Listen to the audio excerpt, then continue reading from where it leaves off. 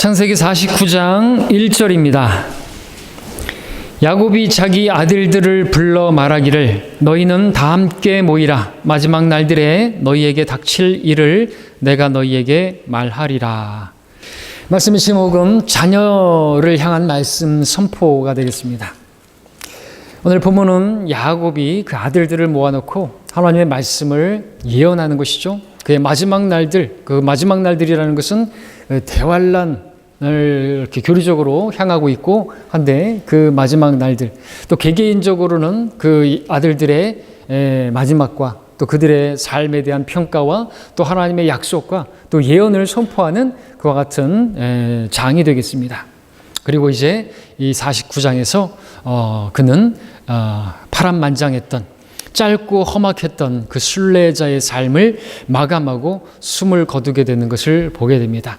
최후의 마지막 유언과도 같은 예언인데 그것은 자녀들을 향한, 아들들을 향한 마지막 말씀 선포였던 것입니다. 오늘 우리가 이 말씀을 통해서 우리도 우리 자녀들을 좀 돌아보는 그런 시간이 되기를 원합니다. 우리가 하나님과 동행하면서 우리 자신이 믿음으로 살아가는 그 삶 가운데 우리 자녀들을 향해서 우리가 그 길을 제시하고 또 안내하는 그런 역할을 감당할 수 있기를 바라는 마음에서 오늘 말씀을 전합니다. 자, 야곱은 생의 마지막 순간에 아들들을 모아놓고 그들에 대한 평가와 또 그들의 미래의 예언을 선포하고 있습니다. 창세기 49장에서 이제 하나님께서 야곱을 통해 말씀하신 마지막 날들에 닥칠 일들에 대해서 또 그 말씀들이 어떻게 성취되었고 어떤 의미가 있는지 오늘 살펴보고자 합니다. 또 이 말씀을 보면서 말씀드린 것처럼 우리도 어떻게 야곱과 같이 또 우리 자녀들에게 또 그들이 나아가야 할 그 미래에 대해서 또 어떤 하나님 말씀을 우리가 또 선포할 수 있는 또 어떻게 선포해야 할지 가르쳐야 할지를 배울 수 있는 그런 귀한 배움의 시간이 되기를 바랍니다. 우리 3절 4절 보겠습니다. 르우벤아 너는 장자요 나의 능력이며 내 힘의 시작이요 위엄이 탁월하고 능력이 탁월하나 물처럼 불안정해서 너는 탁월하지 못하리니 이는 내가 아비의 침상에 올라가서 그것을 더럽혔습니다. 그가 나의 침상에 올라갔었도다. 야곱의 유언에서 첫째로 등장하는 주인공은 첫째 아들인 르우벤입니다. 르우벤은 야곱의 첫째 아들로서 힘과 능력의 시작이었고 위엄이 탁월했고 능력이 탁월했던 그런 아들이었습니다. 참 재능도 있고 훌륭했습니다. 그럼에도 불구하고 그는 줄줄 흘러내리는 물과 같이 불안정해서 탁월하지 못하게 될 거라는 그러한 예언을 듣게 되었습니다. 그 이유는 육신의 정욕으로 인해서 아버지의 침상에 올라갔기 때문입니다. 아주 부정적이죠. 시작부터.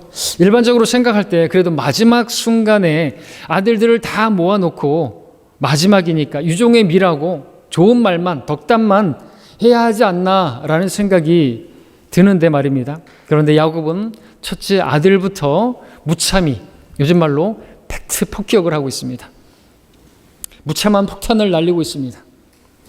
자, 여기서 야곱은 비록 눈이 흐려지고 침상에서 일어나는 것조차 힘들 만큼 기력이 없었지만 그런 상태였었지만 그의 믿음만큼은 그 어느 때보다도 분명했고 하나님과 가까운 상태에 있었습니다. 야곱의 마지막 말들은 사람의 기분을 따라 사람의 마음을 기쁘게 해주기 위해서 했던 말이 아니라 하나님의 인도하심을 따라 그렇게 성령의 감동을 따라 그렇게 말을 했던 것입니다. 야곱의 이 예언대로 르우벤은 물처럼 불안정한 그런 사람이었습니다. 여러분, 물에는 뼈가 없죠? 물은 형태가 없고 안정적이지 못합니다. 물은 손으로 잡을 수도 없습니다. 하나님께서는 홍해를 멈추게 하셨듯이 물을 멈추게 하실 수 있지만 사람은 그렇게 할 수가 없습니다. 물은 그저 흘러갈 뿐입니다. 르우벤은 그처럼 물처럼 그렇게 불안정한 사람이었습니다.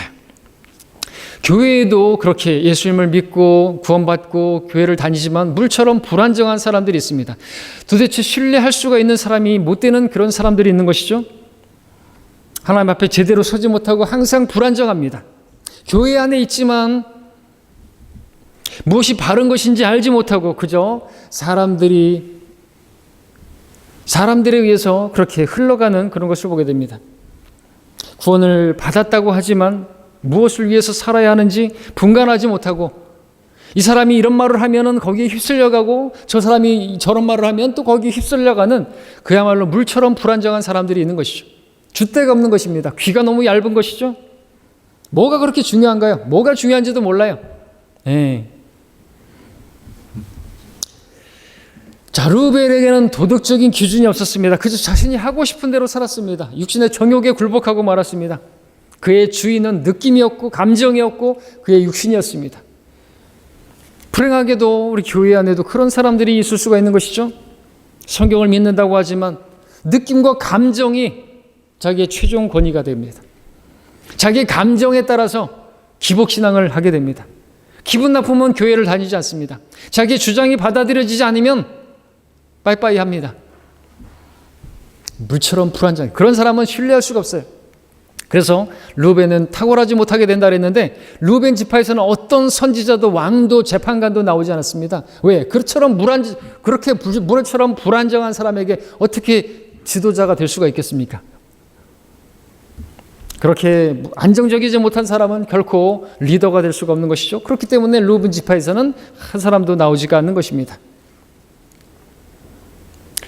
성경대로 믿는다고 하지만 느낌과 감정대로 삽니다. 기분 나쁘면, 상처받으면 다 필요 없어요. 하나님도 보이지 않습니다. 육신이 원하는 대로 흘러가는 그러한 성도.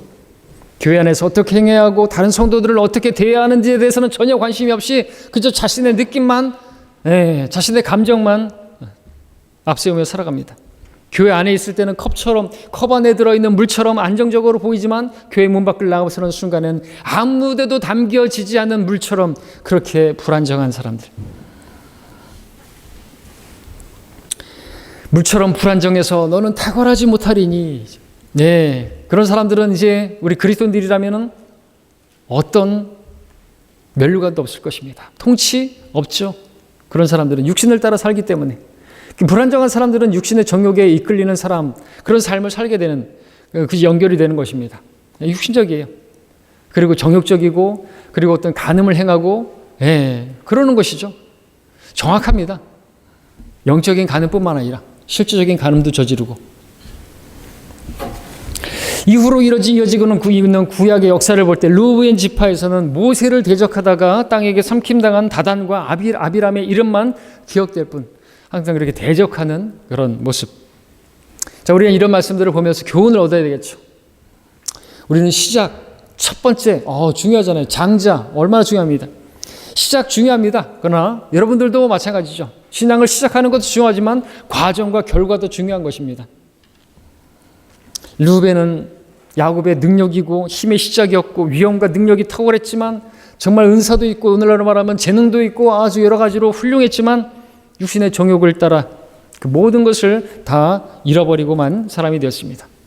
우리가 처음에 어떻게 주님을 만난 건가도 중요하지만 믿음 안에서 한때 얼마나 훌륭한 일들을 행했는가도 중요하겠지만 그보다 더 중요한 것은 뭡니까? 현재입니다. 계속해서 믿음 안에서 우리 I am that I am, 현재로 계시는 그 하나님과 동행하는 그 삶이 중요한 것입니다. 끝까지 우리가 주님의 위엄과 능력의 탁월함을 드러내는 우리 모두가 되기를 하나님께서 바라고 계십니다. 자, 그 다음에 우리 이어지는 5절부터 7절까지를 보겠습니다. 시몬과 레위는 형제간이요 잔인한 도구가 그들의 거처 안에 있도다. 오 내 호나 너는 그들의 비밀에 들어오지 말며 그들의 모임에 참여하지 말지어다. 내 명예야 너는 그들과 결합하지 말지어다. 이는 그들이 자기들의 분노로 사람을 죽이고 그들의 완고함으로 벽을 파내려갔음이라. 그들의 분노가 저주를 받으리니 이는 그것이 혹독함이며 그들의 진노가 저주를 받으리니 이는 그것이 잔인함이라. 내가 그들을 야곱 가운데서 나누며 이스라엘 가운데서 흩으리라. 자, 첫째 르우벤 다음으로 나오는 아들들, 야곱의 둘째와 셋째인 시몬과 레위. 그들의 특징은 분노와 잔인함이었습니다. 그들은 그들의 여동생 디나의 그 사건 때문에 세케민들을 비밀리에 그렇게 속이고 잔인하게 학살했던 일을 행했던 사람들이었죠. 첫째, 르우벤을 통해서 나타난 육신의 특징이 육신의 정욕이었다면, 둘째, 셋째 이렇게 해서 나타난 이들의 특징은 분노와 잔인함입니다. 성경은 그것이 저주를 받으리라고 말씀하고 있습니다. 야곱은 그의 후손들에게 그들의 비밀에, 즉 그 은밀하게 속이고 잔인한 음모를 꾸미는 그런 모임에 참여하지 말라고 경고하고 있습니다. 그러면서 그들을 야곱 가운데 나누며 이스라엘 가운데서 흩으리라고 했는데, 이 예언대로 시므온과 레위는 이스라엘에서 나눠지고 흩어지게 된 것을 보게 됩니다. 첫째는 여호수아 19장 1절에 따르면 시므온의 지파는 그 유업이 이 유다 지파의 유업 안으로 포함돼서 사실상 유다 지파 안으로 흡수된 것을 보게 되고, 또 레위 지파는 하나님의 자비로 인해서 물론 모세와 아론이라는 훌륭한 믿음의 사람이 나오기도 했지만, 그로 인해서 레위 지파 사람들이 자기들의 유업 없이 이스라엘 각 지파로 흩어지게 되는 것을 볼 수가 있습니다. 자, 우리가 여기서 또 영적으로 교훈을 얻어야 한다는 부분이 있다면, 우리가 이 세상을 살아가다 보면, 또 우리가 신앙생활하다 보면, 주님을 섬기다 보면은 우리 육신을 따라서 분노하게 되고 잔인하게 행동할 때가 있습니다. 그대로 맞받아치는 경우가 있죠. 눈에는 눈이고 이에는 이다 하죠. 자, 그럴 때가 있습니다. 그때 우리가 시므온과 레위처럼 그렇게 그 길을 따르는 것이 아니라 우리는 주님처럼, 어린 양처럼 우리 주님을 따라 가기를 원합니다. 주님께서는 욕을 욕으로 맞대지 않으시고요. 억울하다고 그대로 또 어떤 고발하거나 또 이렇게 육신으로 반응하지 않으시고 어떻게 하셨습니까? 다 주님께 맡기는 길을 걸어가셨죠. 하나님께서 가장 좋은 결말로 그렇게 인도해 주실 것을 믿고 그렇게 다 맡겼던 것입니다. 어떤 일도 다 주님의 뜻대로 하시옵소서. 이런 일 저런 일 모든 일들이 다 합력하여 선을 이룰 줄 믿고 우리는 그런 일들을 주님께 맡기는 것입니다. 어떤 어려움도, 나를 힘들게 하는 어떤 일도, 어떤 일이 일어났다면 그걸 우리가 자신을 돌아봐야 되지 않습니까? 그죠? 근데 시므온과 레위처럼 그렇게 반응할 게 아니라는 것이죠. 육신의 분노와 잔인함으로 그렇게 일을 처리할 것이 아니라 주님의 자비하심과 주관하심에 맡기고 그 일을 처리하는 것이, 그 일을 현명하게 처리하는 것이고, 우리가 계속해서 배우고 또 배웠던 그 배운 것을 이제 실제로 그런 일들을 만났을 때 적용해야 되겠죠. 하나님을 신뢰하는 우리라면 말입니다. 그렇게 되기를 바랍니다. 자, 이어지는 8절부터 12절까지 또 말씀을 보겠습니다. 자, 이 내용들이 조금 여러분들에게 이게 좀 와닿지 않고 좀 지루할지 모르겠지만, 여러분들 이 말씀을, 우리는 모든 말씀으로 삽니다. 이 말씀을 통해서 하나하나 또 여러분들 개개인에게 적용하시고 받아들일 수 있는 부분들을 취하셔야만 하는 것이죠.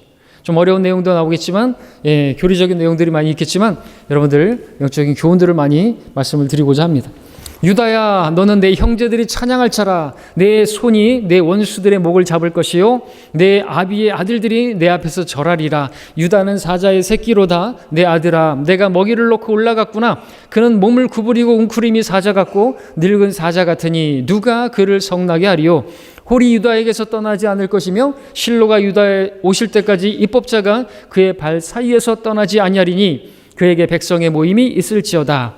그의 어린 나귀를 포도나무에 메고 그의 나귀 새끼를 선별한 포도나무에 메며 그의 옷들을 포도주로 빨고 그의 의복을 포도의 피로 빨았도다.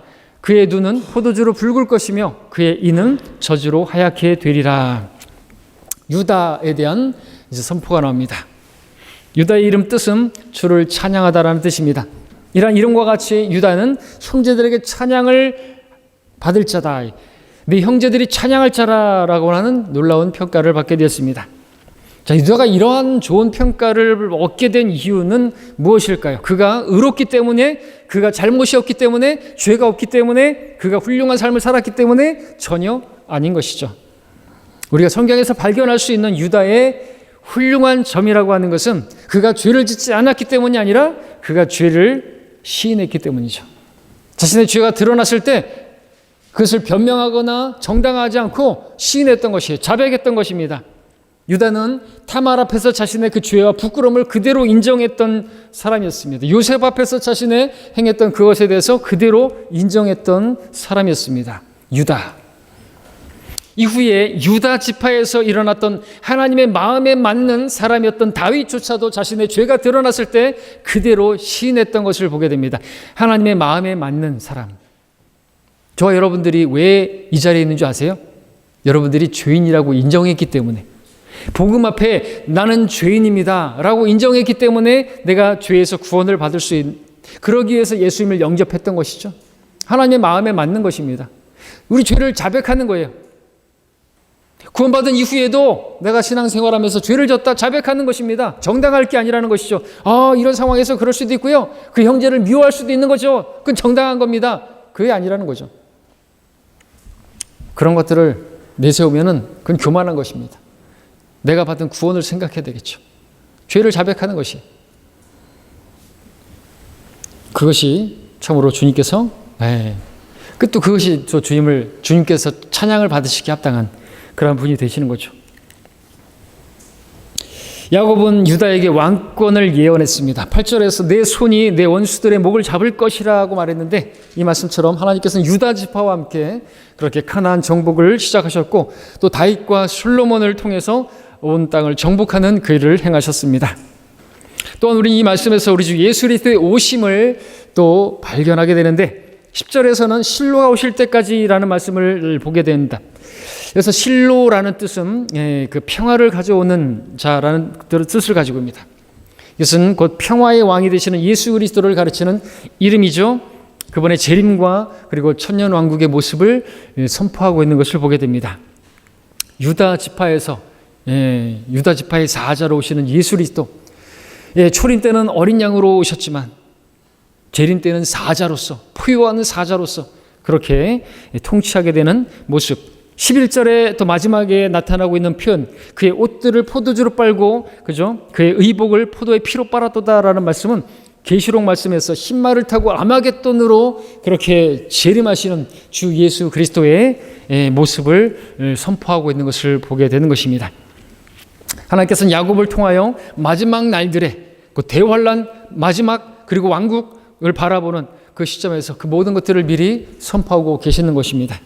창세기 말씀은 참으로 놀라운 말씀이에요. 그 창세기에서부터 하나님께서는 앞으로 몇천 년이 지난 후에 그 바로 예수님께서 재림하시게 될 것까지, 우리는 창세기 그 앞에서도 여인의 씨로 오셔서, 그죠? 메시아 그리스도 동정녀 탄생으로 남자의 씨가 아니라 여인의 씨로 오실 예수 그리스도도 발견하게 되고, 그리고 아브라함, 이삭, 야곱, 유다의 자손으로 오실 그 예수 그리스도를 분명하게 발견하게 됩니다. 우리는 먼저 다윗의 자손으로 어린 양으로 오신 예수님의 그 역사를 과거로 돌아보고, 또 이제 유다 지파의 사자로 자신의 옷을 포도주로 빨고, 그리고 평화의 왕으로 오실 왕이신 예수님을 미래의 역사로 우리는 바라보고 있습니다. 우리는 그 주님, 다시 이미 오신 초림하신 그 주님을 통해서 우리는 구원을 받았고, 다시 오실 주님을 바라보며 우리는 믿음의 길을 걸어가고 있습니다. 주님은 반드시 오십니다. 속히 오십니다. 우리를 데리러 오실 것입니다. 값주고 사신 우리를, 그 소유를 데려가시기 위해서 우리는 대환란 전에 구원을 받게 될 것입니다. 이 세상은 이대로 그냥 가지 않습니다. 자, 주님 오실 때까지 우리가 이 믿음을 가지고 주님을 바라보며 신랑을 기다리는 신부와 같이 그렇게 주님을 따라가기를 바랍니다. 자, 13절을 보겠습니다. 스불론이 나옵니다. 바다의 항구에 거하며 그는 배들의 항구가 되리라. 그의 지경은 시돈까지로다. 태어난 순서로 본다면 유다 다음으로 태어난 아들은 단인데, 근데 여기서는 유다 다음으로 10번째인 스불론이 등장하고 있습니다. 스불론에 대한 언급은 아주 간단한데, 그것은 그 자손들이 바다의 항구에 거하게 되고 그 지경은 시돈까지가 될 것이다. 이 예언대로 스불론의 자손들은요, 갈릴리에서부터 지중해에 이르기까지 그 해변 바다에 살게 되고, 후에 예수님께서 이 땅에 사람으로 육신으로 오셨을 때 주로 활동하셨던 지역이 바로 이곳이었습니다. 유다 이스카리옷을 제외하고 거의 모든 제자들이 바로 이곳 출신이었고, 갈릴리 출신이었고, 이곳저곳 그리고 배를 타고 다니며 이후로도 사람을 낚는 어부와 같이 복음을 선포하는 그러한 제자들이 되었습니다.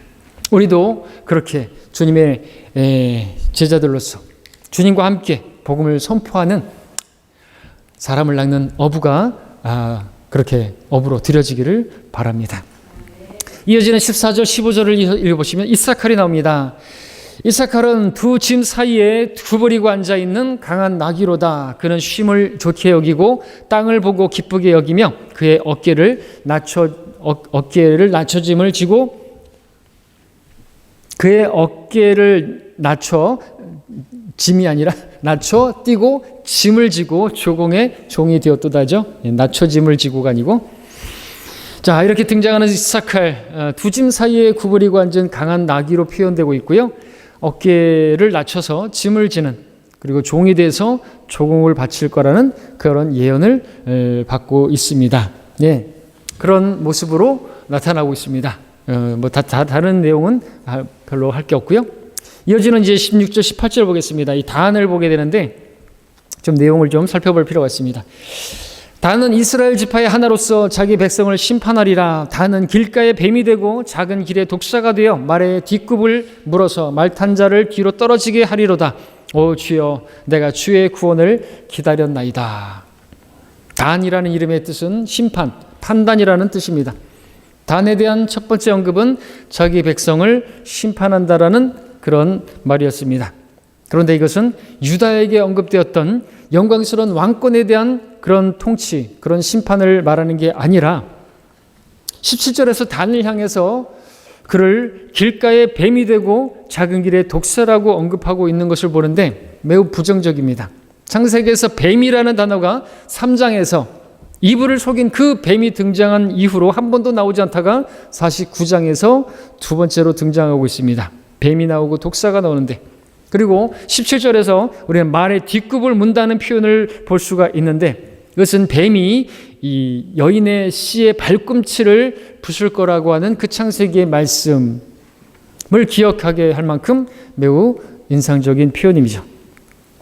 그러다가 18절에서 갑자기 야곱은 주의 구원을 기다렸다라고 하는 기도 형태의 그러한 말씀이 선포하고 있는데, 이것은 갑자기 야곱이 아들들을 축복하다 말고 내가 지금까지 주의 구원을 기다렸다라는 그런 말을 하는 것이 아니라 단 지파와 관련된 그 예언된 그 부분을 예언하고 있는 것이죠. 이에 대한 이해를 돕기 위해서 이 단 지파에 대해서 내용을 조금 더 살펴볼 필요가 있는데, 우리는 단 지파가 결국 어떻게 될 것인가를 보게 됩니다. 재판관계에서 미카라는 사람이 나옵니다. 단 지파입니다. 그 미카라는 사람에 의해서 생겨난 이상한 형태의 우상 숭배, 그것이 단 지파의 종교가 된 것을 보게 되고요. 그것이 오늘 로마 카톨릭의 종교 형태를 띠고 있는 것을 봅니다. 각종 보조 예배 도구를 가지고 그런 형상들을 가지고 예배하는 그런 이상한 형태. 그리고 계시록 7장에서 우리는 이스라엘의 12지파에서 나온 14만 4천 명의 사람들이 이마에 하나님의 인장으로 표시를 받은 모습을 보게 되는데, 거기에 언급된 12지파를 살펴보게 되면요, 단지파가 빠진 것을 보게 되죠. 므낫세와 요셉 지파가 등장하는데, 사실상 므낫세와 그 에프라임 지파가 요셉의 그 두 아들, 그들이 한 자리씩 차지하면서 12지파가 된 것을 보게 되면서 단지파가 빠지게 된 것을 봅니다.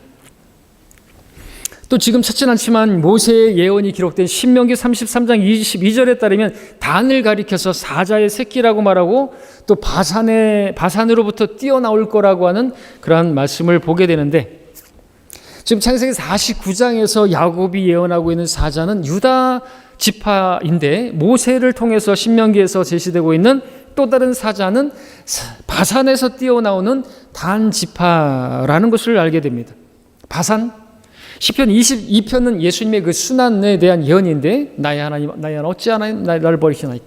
그 십자가 사건에서 보게 되면 그 십자가 주위에 바산의 황소들이 나를 둘러쌌다라고 하는 표현이 나오는데, 바로 예수님께서 십자가를 지셨을 때 그 주위에 보이지 않는 영적인 바로 마귀들이 다 둘러싸고 있었던 것을 우리가 볼 수가 있는 것이죠. 거기에 예수님의 십자가상의 그 모습은 아주 쓸쓸하고 석양이 지고 몇몇 명 여인이 있고 로마 병사가 몇 명 있고, 그렇게 초라한 모습, 쓸쓸한 모습이 아니에요. 보이지 않는 몸에서 바산의 황소들이, 개들이 둘러싸고 영적인 세력들이 다 둘러싸고 추위에 관심들이, 그래서 그렇게 발꿈치를 부수는 그 거기에 모든 영적인 존재들이 다 하고 있었던 것이죠. 마귀들을 가리킨 것입니다. 자, 이러한 성경 말씀들을 연결해 볼 때 메시아로 오실 유다 지파의 사자를 흉내낼 또 다른 울부짖는 사자와 같은 적그리스도, 그리스도를 사칭하게 될 적그리스도가 유대인의 어느 혈통에서 나오게 될 것인지를 우리가 추측해 볼 수가 있는 것이고, 어떤 종교 체제로 또 올 것인지를 우리가 판단해 볼 수가 있는 것입니다. 때문에 18절에서 단을 향한 야곱의 예언에서 주의 구원을 기다린다고 하는 그 말로 마무리되는 것은, 주님께서 오실 때 이제 누구든지 주의 이름을 부르는 자는 그들에게 이스라엘을 향한 참된 구원이 시온산에서 선포되게 될 것이다라는 것을 우리가 알게 되는 거죠. 그런 맥락에서 구원을 기다렸다라고 하는 그런 마지막 이스라엘의 회복을 말씀하고 있는 것입니다. 자, 이제 다음으로 갓을 보겠습니다. 19절부터 21절까지입니다. 갓은 군대가 그를 압도하겠으나 마지막에는 그가 압도하리라. 아셀에서 나온 그의 음식은 기름지겠고 그가 왕의 진찬을 바치리라. 납탈리는 풀린 암사슴이라. 아름다운 말들을 하는도다. 자, 19절의 갓은 군대를 뜻합니다. 갓 지파가 차지한 지역은 길르앗 땅이었고, 구약의 그 말씀들을 보게 되면 많은 전쟁이 있었던 땅이었습니다. 예언의 말씀은 군대가 그를 압도하겠으나 마지막에는 다시 그가 압도할 거라고 말씀하고 있습니다. 우리 주님께서 이 땅에 오실 때 최후의 승리가 완전하게 이루어질 거라는 그런 말씀으로 우리가 볼 수가 있겠고요. 또한 20절에서 나오는 아셀, 행복, 복이라는 뜻인데, 아셀의 특징은 기름진 음식과 왕의 진찬이라고 했습니다. 아셀 지파가 차지한 땅은요, 스불룬, 이사칼과 마찬가지로 갈릴리 지역에 겹쳐 있고 투로와 시돈 지역까지였습니다. 엘리야는 기근이 있었을 때 시돈 땅에서 거하던 사르밧 과부를 통해서 빵과 고기로 부양을 받았었더랬죠. 예수님께서 오셨을 때 투로와 시돈 지역에서 많은 사역을 하셨던 것을 보게 되고, 또 많은 사람들을 음식으로 먹이셨던 것을 우리가 볼 수가 있습니다.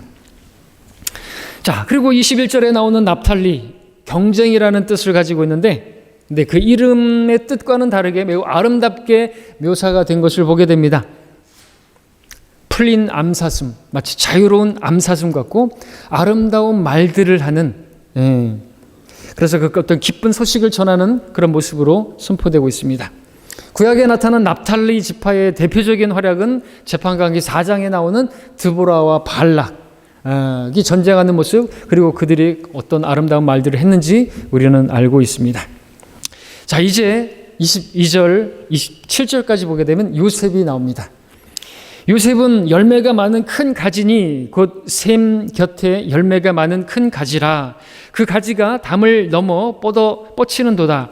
활 쏘는 자들이 그들을 몹시 괴롭히고 그에게 활을 쏘며 그를 미워하였으나 요셉의 활이 더욱 강하고 그의 손의 팔이 야곱의 능하신 하나님의 손을 통해 강해졌으니 거기에서 목자 곧 이스라엘의 돌이 나오도다. 곧 내 아비의 하나님으로 말미암나니 그분이 너를 도우실 것이요 전능하신 분으로 말미암나니 그분이 너를 하늘 위의 복과 아래에 놓여 있는 기품의 복과 젖가슴의 복과 태의 복으로 너에게 복 주시리라. 내 아비의 복들이 내 손조들의 복들보다 더 나아서 영원한 산들의 정상의 한계까지 이르렀도다. 복들이 그의 형제들에게서 분리된 요셉의 머리 위에 있으리니 그의 정수리 위에 있으리라. 베냐민은 늑대같이 먹이를 찾아 나서리니 그가 아침에 먹이를 삼키고 밤에는 약탈물을 나누리라 하더라. 자, 이제 야곱이 가장 사랑했던 라헬의 두 아들 요셉과 베냐민에 대한 축복이 나오기 시작합니다. 자, 그러나 이것은 그 육신적인 애정에 의해서 나온 그러한 축복이 아니라 오직 믿음으로 말미암은 축복이었습니다. 요셉은 열매가 많은 큰 가지라는 평가를 얻었습니다. 요셉을 향해서 활을 쏘는 자들이 참으로 많았습니다. 그를 몹시 괴롭게 했고 미워했지만 요셉은 능하신 하나님의 손을 통해서 강해졌고 그 모든 것으로부터 승리를 거두었습니다. 영적으로 적용한다면, 그렇게 우리가 열매를 많이 맺는다면 그만큼 활 쏘는 자들은 멀리에서 숨어서 쏘죠. 그렇게 대놓고 진검승부를 하지 않고 와가지고 직접적으로 그렇게 싸움을 걸지 않고 멀리에서 그렇게 하는 것을 보게 됩니다.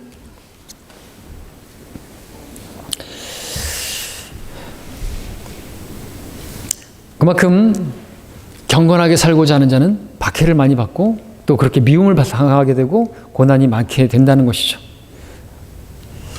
자, 24절에서는 다시 한번 우리 주 예수 그리스도를 예언해 주고 있는데 바로 목자시며 또한 이스라엘의 돌이신 분, 초림과 재림이 한 번에 그렇게 나오고 있는 것을 보게 됩니다. 초림 때는 목자로, 선한 목자로 오셔서 우리를 위해서 생명을 내어놓으시는 분으로 오셨다면, 재림 때는 하늘로부터 손으로 다듬지 않은 돌로서 세상의 왕족들을 산산조각 내고 타작마당에 산산이 조각내고 심판하시는, 그런 통치하시는 왕으로 오실 것을 우리가 다니엘서에서 그렇게 보게 되죠. 놀랍지 않을 수가 없습니다. 초림과 재림이 한꺼번에 나오고 있습니다.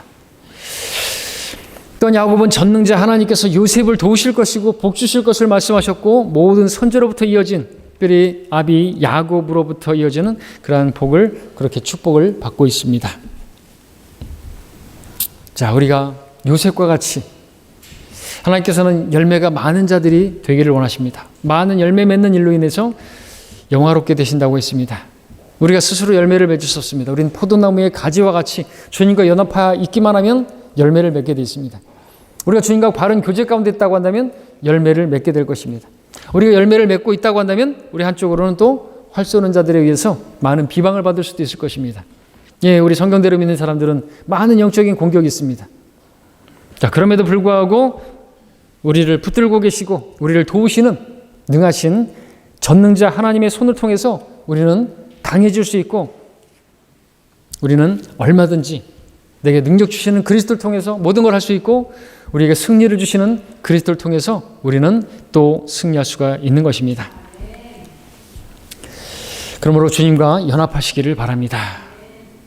그렇다면 비방하는 사람들이 많고 우리를 공격하는 사람이 많다 할지라도 우리는 더 큰 영광을 보게 될 것입니다. 왜? 그런 가운데서 우리가 고난을 당한다면, 또 비방을 당하고 욕을 먹는다면 우리 비할 수 없는 영광으로 하나님께서 보상해 주신다고 하셨기 때문에 우리는 그런 욕을 먹고 비방을 당해도 감사할 일이겠죠. 자, 우리는 또 베냐민을 보게 되는데, 베냐민, 늑대와 같은 모습으로 나타나고 있습니다. 실제로 구약에서 베냐민, 먹이를 약탈하는 늑대와 같은 사나운 모습으로 그렇게 묘사되고 있는 것을 보게 되고요. 또 이 베냐민 지파에서 나왔던 사울 왕의 모습이라든지, 그렇게 다윗을 못 잡아먹어서 안달했던 그런 모습이라든지, 또 주님을 만나기 전에 사도 바울 역시나 베냐민 지파였는데 얼마나 그렇게 먹이를 감을 찾아서 그렇게 박해하기 위해서, 하나님의 교회를 핍박하기 위해서 그렇게 으르렁거리며 찾아다녔던 그런 모습을 통해서 참으로 이 말씀의 예언이 그대로 나타난 것을 보게 됩니다. 그럼에도 사도 바울은 그렇게 구원받고 회심해서 늑대의 모습이 아니라 이제는 양의 모습으로 바뀌었지만 말입니다. 자, 우리도 그런 모습일 수 있어요. 늑대와 같이 그냥 물어뜯고 그런 모습으로 있었을지 모르겠지만 이제는 변화되어야 되죠. 양의 모습으로, 그렇죠? 온유하고 겸손한 모습으로 그렇게 주님을 따르기를 원합니다. 자, 이제 마지막으로 28절에서 33절을 보겠습니다. 이들 모두는 이스라엘의 12지파들이라. 이것이 그들의 아비가 그들에게 말한 것이며 그들에게 축복한 것이라. 각인을 각자의 축복에 따라 야곱이 축복하였더라. 그가 그들에게 명하고 그들에게 말하기를 내가 내 백성들에게로 합쳐지려 하니 나를 히딘 에프론의 들에 있는 굴에 내 조상들과 함께 장사하라. 이 굴은 가나안 땅 마므레 앞 막펠라 들에 있는 것으로 아브라함이 히딘 에프론의 들과 함께 매장지의 소유로 산 것이라. 아브라함과 그의 아내 사라가 거기에 장사되었고 이삭과 그의 아내 리브카도 거기에 장사되었으며 내가 레아를 그곳에 장사하였느니라. 들과 거기에 있는 굴은 헷의 자녀들로부터 산 것이니라 하더라. 야곱이 자기 아들들에게 명령하기를 마치고 그의 발을 침상으로 모으고 숨을 거두니 그의 백성에게로 합쳐졌더라. 제 아들들을 각자 축복했던 야곱은 자신을 이제 약속의 땅에 묻으라고 명령했습니다. 아브라함과 사라, 이삭과 리브카, 그리고 자신의 아내 레아가 묻힌 그곳에 자기를 묻어달라고 요구했습니다. 히브리서 11장에서는 이들이 다 믿음 안에서 죽었다고 기록하고 있습니다.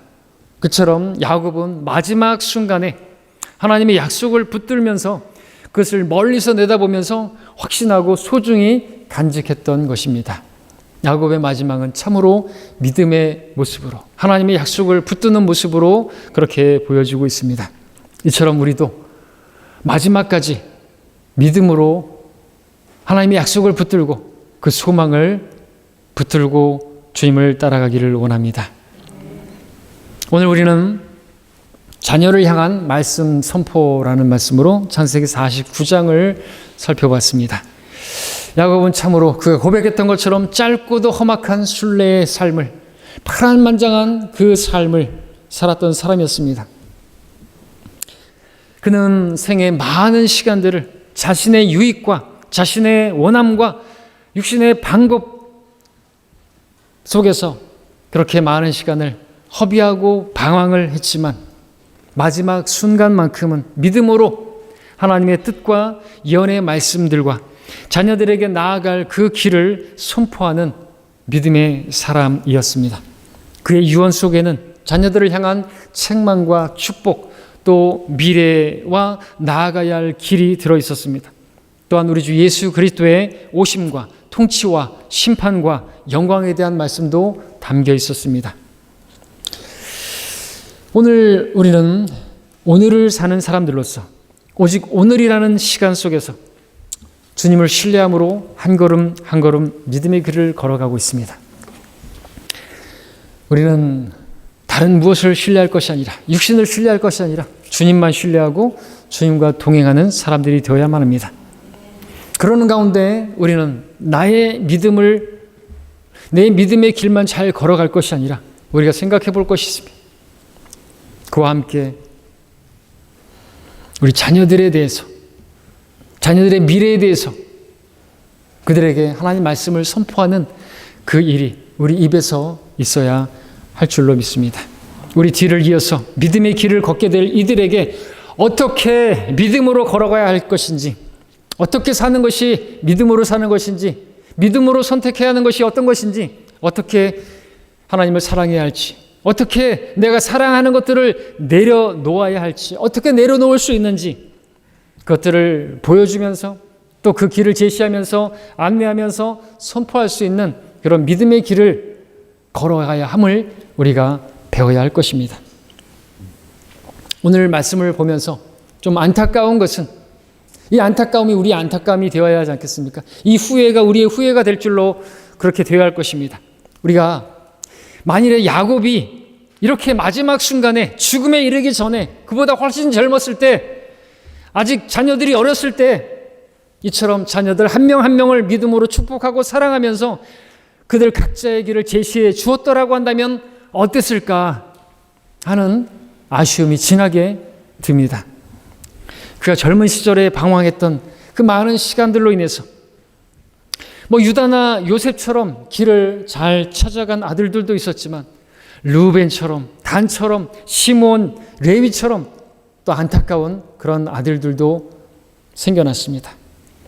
오늘 우리 삶에 우리를 향해서 활쏘는 자들이 많고 미워하는 자들, 괴롭게 하는 자들이 많다 할지라도 우리가 르우벤처럼 그렇게 육신의 정욕을 따르거나 또 시몬과 레위처럼 분노나 잔인함으로 그렇게 행해야 할 것이 아니라 오직 능하신 하나님을 의지함으로 날마다 승리하게 되기를 바랍니다.